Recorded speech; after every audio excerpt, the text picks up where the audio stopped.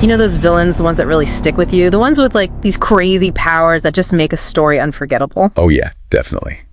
Well, today we're doing a deep dive into one of those guys, Colonel Yevgeny Borisovich Volgin, a huge antagonist from Metal Gear Solid 3, Snake Eater. A classic. Exactly. And he's coming back, obviously, in the big Metal Gear Solid Delta remake. Which looks incredible, by the way. Right. So our mission today is to kind of unpack who Volgin really is, you know, his role in that whole Cold War story in the game, and what this remake might add or change about him. Yeah, because he's not just some random boss fight. He's fundamental to Snake's journey. Totally. He's this brutal foil to Naked Snake. Sets up everything, really. And what's really interesting, I think, is how he's almost presented as this force of nature, almost. A force of nature? How so? Well, his presence, it just dials up the tension of that whole era of the Cold War setting.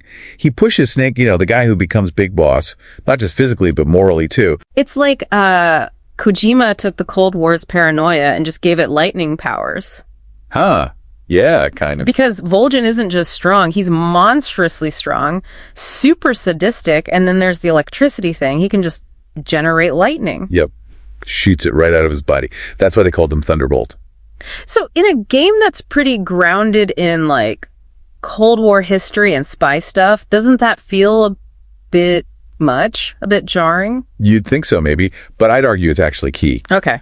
Those powers, they sort of externalize the crazy unchecked power dynamics of the Cold War itself. It's like this volatile, unpredictable energy made manifest in one guy. Ah, okay, so he's a metaphor. In a way, yeah. He embodies that destructive potential. Okay. And his particular brand of cruelty, it's all designed to push Snake to challenge what it even means to be a hero when the choice is, well, impossible. Okay, so he's this chaotic force, but what's he actually trying to achieve? What's his big plan? Beyond just being terrified. Oh, his ambitions were huge. He's hunting for the Philosopher's Legacy. Right, the legendary treasure stash.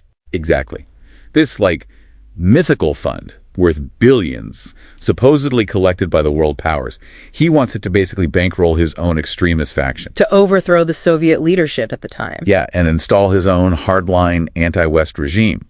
And he steals the Shagohood, that prototype nuclear tank, to give himself the military muscle. And that's what kicks off the main plot, right? Operation Snake Eater. Directly. Yeah. His actions are the trigger. You, playing as Snake, have to go in and stop him to prevent World War III, basically. And he's responsible for some key moments, like the boss defecting, torturing Snake. Absolutely pivotal moments. His choices drive the entire mission you're on. You're not just fighting a man, you're fighting the potential end of the world he represents. Okay, so his impact is undeniable in the original. Now, looking ahead to Metal Gear Solid Delta, how are they handling such an iconic and honestly pretty disturbing character? Well, the good news for fans is they seem to be sticking very close to the original. So same story, same role for Volgin. Exactly. The core narrative, his motivations, his actions, that all seems identical. The big changes are visual and maybe some gameplay feel. Built in Unreal Engine 5, right? Yep. So the character models are getting a massive overhaul. For Volgin, this means his face. You know, all those scars and that generally unsettling look. Yeah. It's going to be rendered in, like, hyper-realistic, probably pretty grotesque detail. So making him even more visually intimidating. I think so, yeah. It visually connects his outward appearance to his inner corruption even more strongly, makes his sadism feel more visceral for you as a player. And I read they're keeping Neil Ross's original voice recording. Yes. Which is huge. Why is that so important, do you think? Because, I mean, for so many people, that voice is Volgin. It has that perfect mix of menace and gravitas. Right. Keeping the original audio maintains that authenticity. So even with brand new graphics, you get the same powerful performance driving the character. So same core fight, I assume. Yeah. Still got to use water against him. Seems like it. The core mechanics, his weakness, that stuff looks like it's staying. Maybe new controls or camera angles will freshen up the feel of the fight, but the strategy should be familiar. Okay, so let's recap for everyone listening.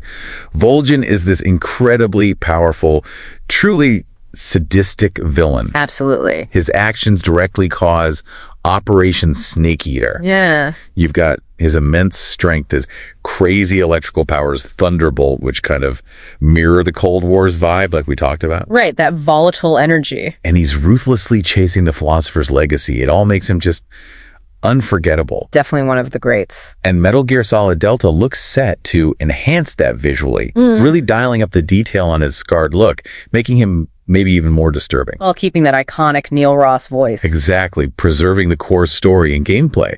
So it kind of leaves you with a thought, doesn't it? What really makes a villain stick with you like that, especially when they get revisited, remade with modern tech? Yeah, that's a good question. How do characters like Volgin, who mix that real-world historical backdrop with these almost supernatural elements, how do they shape how we even think about good versus evil in stories? Something interesting for you to chew on, for sure. What makes them truly legendary?